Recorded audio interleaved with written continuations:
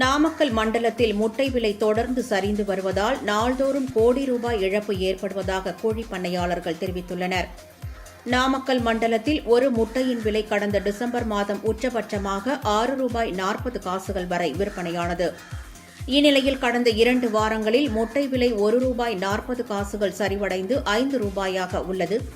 ஜனவரி 5ஆம் தேதி தொடங்கிய விலை குறைப்பு படிப்படியாக சரிவடைந்து வருகிறது.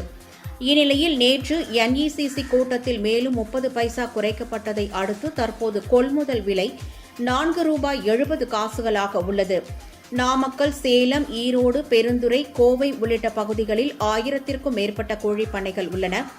இங்கு நாள் ஒன்றுக்கு சுமார் 6.5 கோடி முட்டைகள் உற்பத்தி செய்யப்படுகின்றன. விலை சரிவால் ஒரு முட்டைக்கு ₹1.40 குறைந்துள்ள நிலையில் நாள் ஒன்றுக்கு 8 கோடி ரூபாய் வரை இழப்பு ஏற்படுவதாக பண்ணையாளர்கள் தெரிவித்துள்ளனர்.